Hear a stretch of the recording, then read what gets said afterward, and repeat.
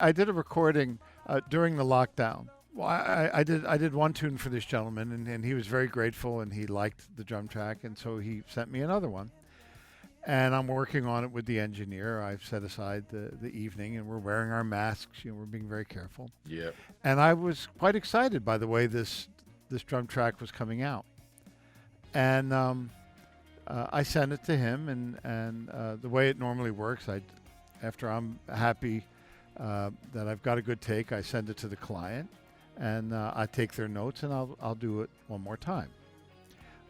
It's not an endless process of I'll punch in and change one little thing. Yeah. It's I'm giving them a performance of me, and I want to make sure they're happy. But in any event, I do the second. You do one take. Is that it? Is that what you're saying? Well, I do one take and I send it. Yeah. I receive their notes and then I give them another take. So I said, okay, fair enough, and I do the next take, and it's wow, this is really great. And the guys, well, you played there's a tom-tom fill there I don't like, or something. And I'm usually very specific. I play things for a reason. Yeah. And in any event, I said, you know what? This was a mistake. You don't need to pay me, but you don't get my drum track. You can't have it. Yeah. Well, but you have the, it makes. So now I have a great drum track now I have to invent a song to go with it. Yeah. But I was like, no, I'm not a drum machine. I mean, it's funny because you started talking about that because I wanted to kind of eventually come up to this topic about how you record your drums, Now is a good time. Yeah, I mean, it's like, I know nowadays with all the computers, oh, there you go. Wow. This is how I record my drums. And this camera setup, I agree, is somewhat impressive. It's amazing. That's a true overhead there. I even have a snare drum special. I even have a bass drum cam. And it's amazing. I have 2 or 3 different drum sets. I will use. I also I have a secret weapon. I don't mind to show you. It's this old. Oh yeah. Rogers drum set that I found online. And it had never been played. It sat in the basement of a music store since 1965. Okay. I mean, originally it was in the store window, I guess. No one had purchased it. And Steve Maxwell, who has a couple of wonderful drum shops, and you can see his drums online. He does these really excellent demonstrations or presentations on a drum set that he's offering for sale. And this one, he said, it's never been played. He said, I'm not going to play it. I'm just going to show it to you. So I jumped on that, and it's been a real joy. And why do we like old drum sets? Sure, there's a bit of romance. We all like to look back. There you go. What's that? It's a Ludwig. It's the model that Ringo played with. There you go. So we enjoy the romance, but also the wood is old. Of course, it's aged for 50 years or more. But also these were old growth trees that the wood was harvested from. So it was a different nature, literally, a different quality of wood than newer drums. So drum making technology, I think, has become incredible. Now that they're talking about this, how do you tune your drums? Is it with a tuner, or do you do it old school, like you would have to do back in when you started off? I use both because my hearing is not so good, and I have difficulty hearing the overtones. So a tuner helps confirm where I'm at. I mean, most of the time I do it just kind of by touch and tapping around the tuning lug points while pressing down on the head a bit. My colleague, professor at the University of Southern California, Aaron Serfati, originally from Caracas, Venezuela, he's my secret weapon. He'll often come over and he'll tune my drums for me. Cool, man. And of course, the latest drum that we're tuning is this guy. Okay. This is my new Wow, it's signature snare drum. It's just being introduced now by Tama. It's 4.5 by 14 inches. The shell is made of spruce and maple. amazing. Stick saver hoops, 8 lugs, a reinforcing ring around the top of the shell, but not the bottom. And it's just a remarkable drum. And we're calling it the jazz snare drum. We think it makes a perfect addition to every drummer's snare drum collection, and we all, have a lot of snare drums. That seems to be one thing that drummers have in common. And the incredible thing was the price. We worked very hard to make it as affordable as possible. Yeah. So Cool. when I tune my drums, basically I follow the old Louis Bellson dictum, which was think of the drum set as a choir. Okay. You have your sopranos, altos, the tenors, the baritone, and bass. So high to low, and I don't tune to a specific pitch, but somehow my drums generally seem to always come out tuned to approximately the same pitches. So there are certain notes that seem to work with. In the beginning of your career, I don't feel you went as much for that muffled sound as a lot of drummers went. Is that accurate or not really? Like a lot of they would cut out a lot of harmonics in the 70s and early 80s. That was primarily because I just didn't really know that much about the recording process. I remember one of the first times in the studio, I was on tour with Maynard Ferguson, and the traveling band got one day in the studio, and then they were turning it over to the recording professionals. So Harvey Mason had been flown in to New York, but he's kind of standing around while they let us embarrass ourselves in the studio. I didn't work with a click track, and my drums were wide open sounding, but there were also the rental drums that he was going to use. Yeah. And so I asked him, well, Harvey, how do you tune your drums for the studio? And he tapped on all the toms, and then when he got to the rental tom, and it had tape on it, and it sounded like the box it came in. I mean, it's a boop. Yeah. And he hit it, and he looked at me. He said, "This drum's going to record the best." And that was the sound aesthetic of the time. Yeah. And so my drums would ring too much, and with the close mic placement, then it was getting too much of the ring. It's not as a critique, man. I'm just saying it like you would stand out. You know what I mean? Because you had your own sound. No, it was just I didn't know what I was doing, but 2 days ago, my engineer came over, and I changed this setup because I'm going to be working soon with the Los Angeles Philharmonic, and we're going to do the symphonic dances from West Side Story. So I thought, well, I'll set up this. It requires 4 tom-toms. That's when I have the woodblock and a cowbell and this stuff. But you'll notice I don't have mics on the tom-toms. Mm-hmm. And that's because I like the sound just of the overhead. Well, yeah. I said it just sense. sounds more natural, and I can take care of the balance. Now, because my floor tom is a little far away from the overheads, you can't. Oh, I don't know if you can see it here. No, I'll go to my handheld. I do have a microphone on that. That's one of the Shure clip-ons.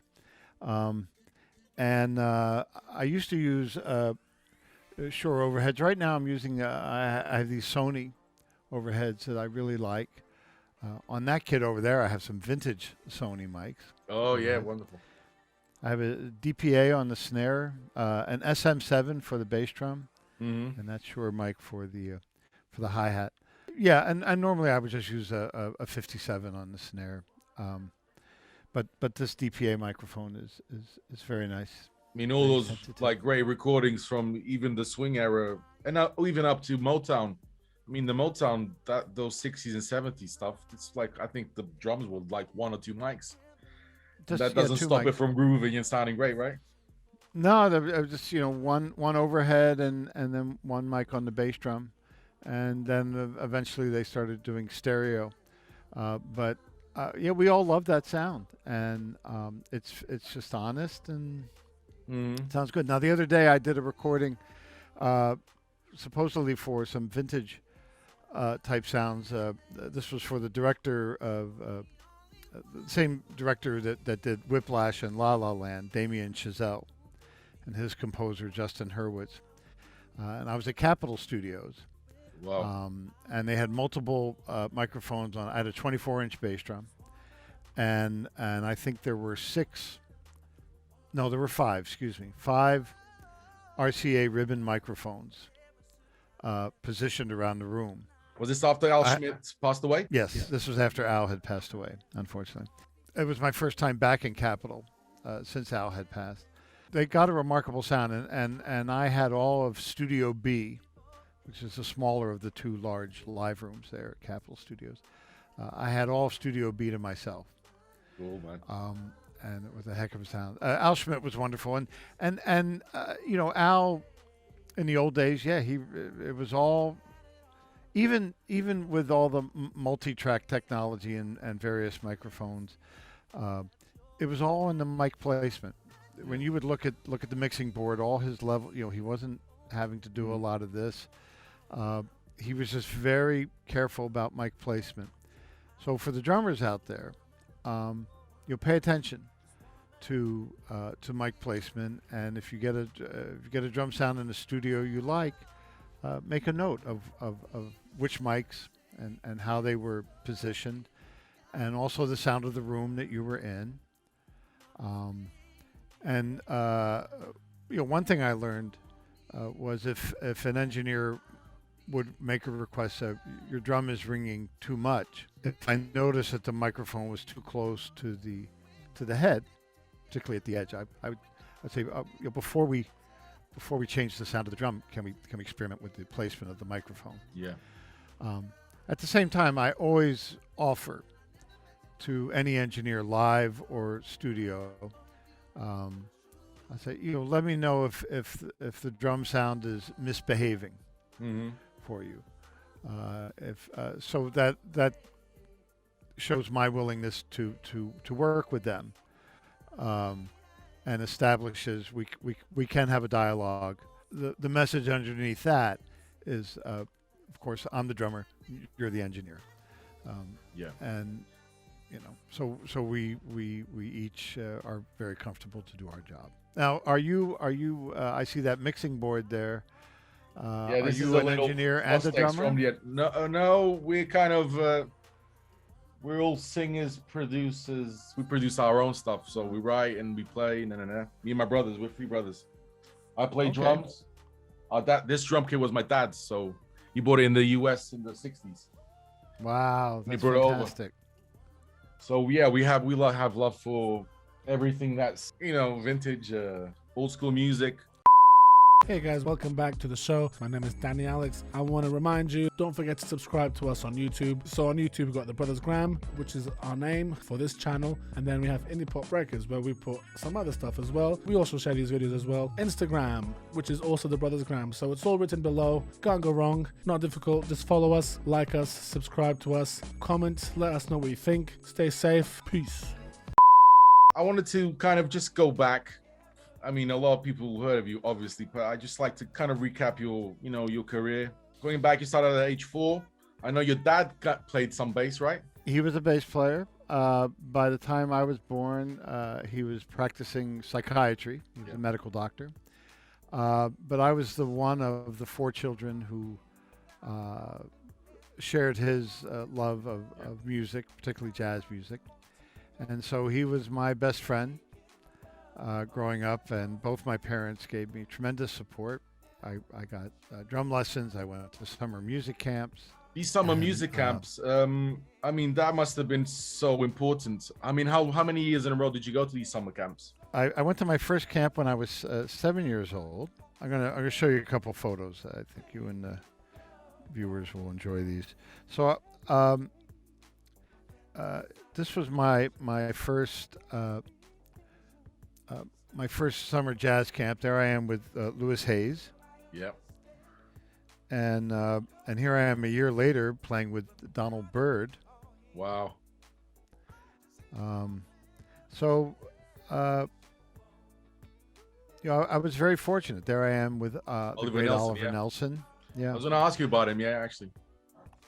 So, this has been a year of many challenges for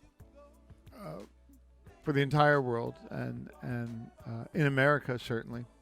We've gotten out of this the political nightmare, but we're not completely out of the woods with that. And it's been a year of reckoning. Yeah.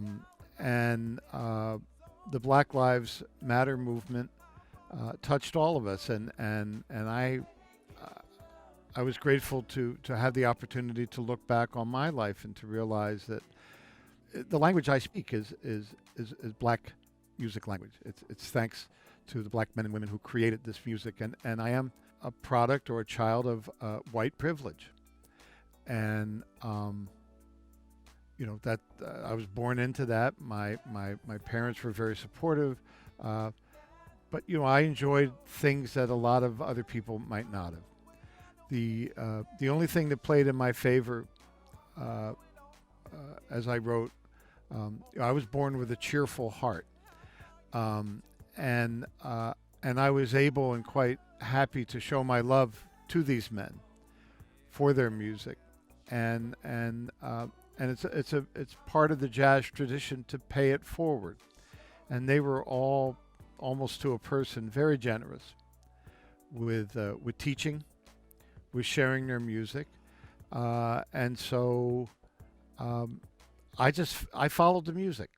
I loved playing. I was always curious. My interest wasn't limited just to jazz. I also loved classical music. I ended up going to classical summer camps, which led me to high school in a place called Interlochen, Michigan. It's a world famous music camp. It was also a winter high school where. So I left home when I was 14, and my new family were all these other kids who were artists, mostly musicians. And then after 1 year of college, I went on the road. I was 18 years old. I joined the Stan Kenton band. Yep. And did a lot of growing up, on stages and eventually in recording studios. So everyone has their unique story. Everyone has a path. And my path,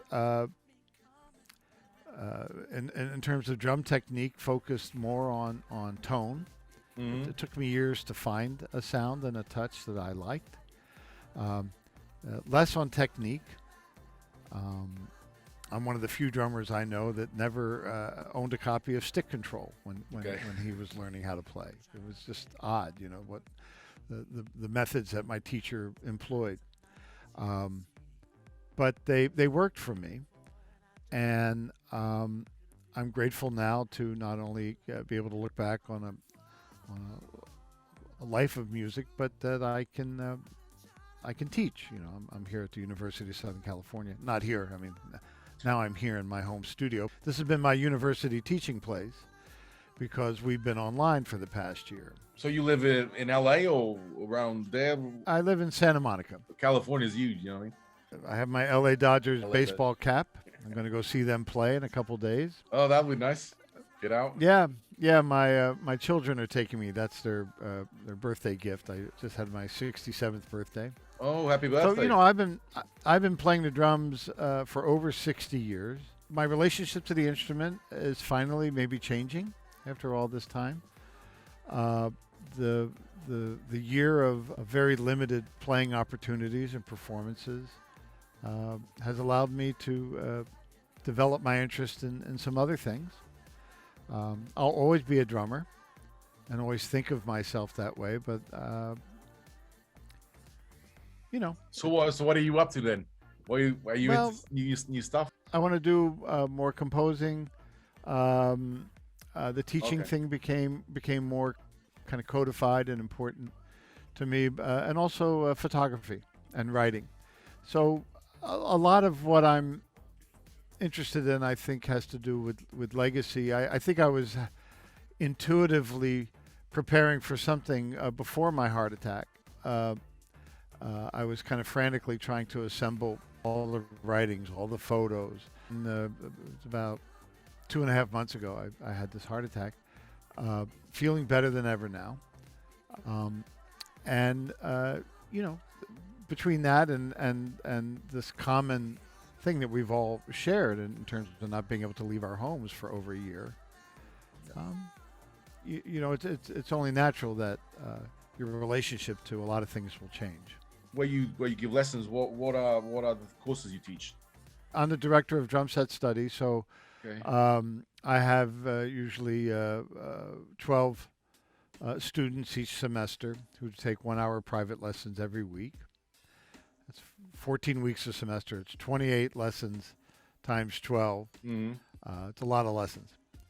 And I also run the introduction to drumming courses that are very popular with non-drummers as well as non-musicians. So we found that our jazz and pop students, you know, horn players, singers, rhythm section musicians, composers, songwriters, whatever, they became better, especially within a band, even if it wasn't a jazz band, once they studied drums. They became more aware of the spaces between notes and understanding of rhythm and the evolution of jazz and pop music, which is, again, black music in America, and the role of the drums. So most conservatories have piano proficiency requirements. Now USC has drum set proficiency requirements. So coming up with a curriculum for that has been fun. And this fancy camera setup I was showing off. Yeah. to So you. what? I'm envious. I need to sort myself out. It took a lot of work, and you know, I've got video switchers, and I have multiple monitors and 2 different computers, foot switches. I mean, all sorts of stuff to make this work.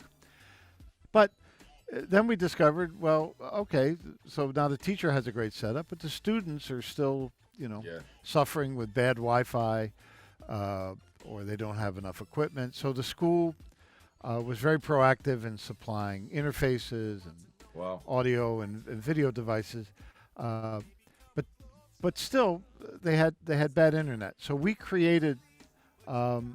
I had an idea, and our dean of the music school supported this. The dean is like the head of the school person, and we refer to these as lesson pods. So if I'm not able to be in the same room with the student can go into one of these lesson pods. Where there are 4 cameras. There's a video switcher, completely mic drum set, large screen monitor, direct wired University of Southern California powerful internet, and you know, I mean, look at this. If I'm showing a student brush technique, you know, I can show them brush technique. It's almost better on camera than in life. Exactly. It's amazing. I mean, here I normally have on the other drum set I have a camera holder, but I'll just show you with this, you know. Now, no student is going to, you know, come right up to the snare drum like this camera can. Yeah, exactly. Or, actually, this is a better point of view. And they can see, you know, the relationship of my arms, my elbows to my body. Am I playing like this? Am I playing like this? Relax. Now, visually, you're not quite seeing the snare drum now because I got all that stuff in the way, but it's wonderful. You get the idea, and it's been kind of fun, you know. So I think I'm gonna ask you to give me some lessons. It might Sure. be expensive, but Yes. might become a good idea. It's wow, man. So how long did you take you to put that out, those cameras up? This basically, I mean, I was already doing some video teaching for the artistworks.com, and that was a few years ago. We Yeah. recorded up in their studio over 200 lessons, and I had a 2-camera setup. So basically, I had that camera, and I had an overhead, Mm-hmm. and that was it. And these were connected by means of analog, so the RCA, red, blue, green cables, and I wanted to switch to digital, but the only digital multiple camera device I was finding at the time, HDMI cable compatible, was made by the Roland Corporation of all companies, and Dave Weckl was using that, but it was pricey. All of a sudden, Black Magic Design, I had some experience with some of their products, came out with this thing called the ATEM. And that is this. Okay.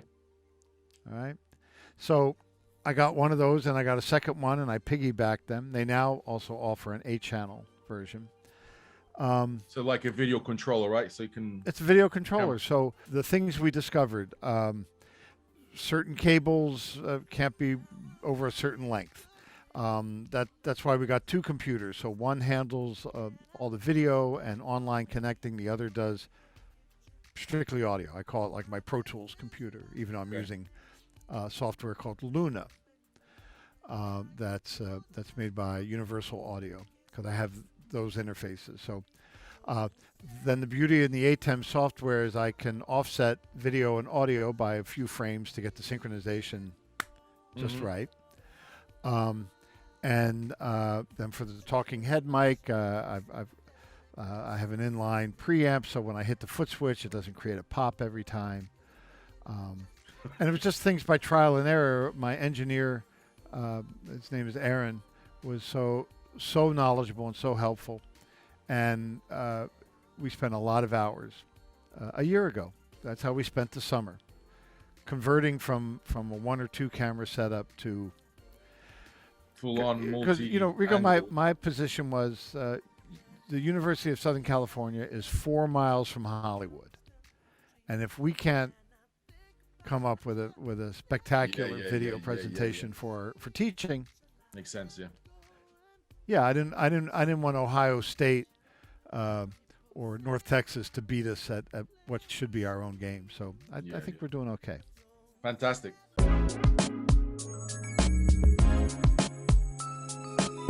Hi, I'm Peter Erskine, and you are watching In the Pocket with the Brothers. Yay! Yeah. Yeah. How do you like that? Fantastic.